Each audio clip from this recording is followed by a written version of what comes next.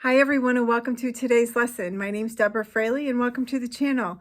We are on A Course in Miracles lesson 167. There is one life and that I share with God. There is not different kinds of life, for life is like the truth. It does not have degrees. It is the one condition in which all that God created share. Like all his thoughts, it has no opposite. There is no death because what God created shares his life. There is no death because an opposite to God does not exist. There is no death because the Father and the Son are one. In this world, there appears to be a state that is life's opposite. You call it death, yet we have learned that the idea of death takes many forms. It is the one idea which underlies all feelings that are not supremely happy. It is the alarm to which you give response of any kind that is not perfect joy.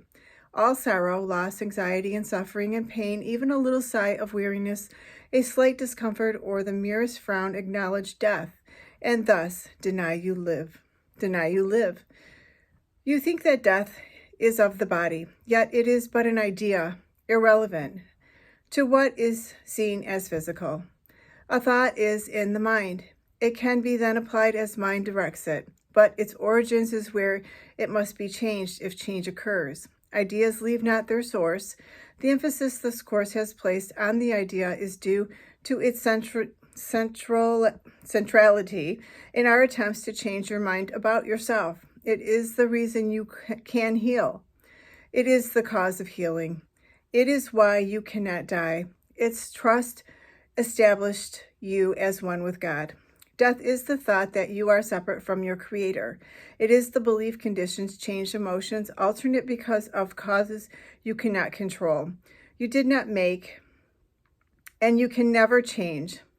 It's the fixed belief ideas can leave their source and take on qualities the source does not contain, becoming different from their own origin, apart from it in kind, as well as distance, time, and form. Death cannot come from life. Ideas remain united to their source. They can extend all that their source contains, in that they can go far beyond themselves, but they cannot give birth to what was never given them. As they are made, so will their making be. As they were born, so will they then give birth, and where they come from, there will they return. The mind can think it sleeps, but that is all. It cannot change what is its waking state. It cannot make a body nor abide within a body. What is alien to the mind does not exist because it has no source. For mind creates all things that are and cannot give them attributes it lacks, nor change its own eternal mindful state. It cannot make the physical. What seems to die is but the signs of mind asleep.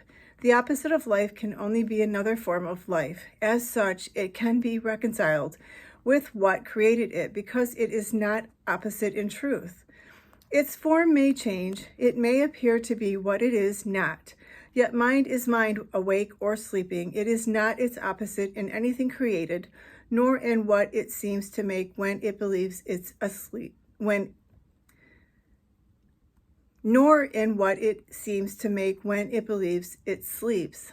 God creates only mind awake. He does not sleep, and his creations cannot share what he gives not, nor make conditions which he does not share with them. The thought that death is not opposite to thoughts of life. Forever unopposed by opposites of any kind, the thoughts of God remain forever changeless, with the power to extend forever changelessly, but yet within themselves, for they are everywhere. What seems to be the opposite of life is merely sleeping, when the mind elects to be what it is not, and to assume an alien power which it does not have, a foreign state it cannot enter, or a false condition not within its source. It merely seems to go to sleep a while. It dreams of times, an interval in which what seems to happen never has occurred. The changes wrought are substanceless, and all events are nowhere. When the mind awakes, it but continues as it always was. Let us today be children of the truth and not deny our holy heritage. Our life is not as we imagined it. Who changes life because he shuts his eyes or makes himself what he is not because he sleeps and sees and dreams as opposite to what he is? We will not ask for death in any form today, nor will we let imagined opposites to life abide even an instant where the thought of life eternal has been set by God himself. His holy home we strive to keep today as he established it and wills it be forever and forever. He is Lord of what we think today, and in his thoughts, which have no opposite, we understand there is one life and that we share with him, with all creation, with their thoughts as well, whom he created in a unity of life that cannot separate in death and leave the source of them, the source of life from where it came. We share one life because we have one source, a source from which perfection comes to us, remaining always in the holy minds which he created perfect, as we were, and so we are now, and will be forever, or will forever be. A sleeping mind must waken as it sees its own perfection, mirroring the Lord of life so perfectly it fades into what is reflected there. And now it is no more a mere reflection. It becomes the thing reflected in the light which makes reflection possible. No vision now is needed, for the wakened mind is one that knows its source, itself, its holiness. So that is our lesson for today, lesson 167. There is one life, and that I share with God. I'm now going to channel the light language activation for today's lesson.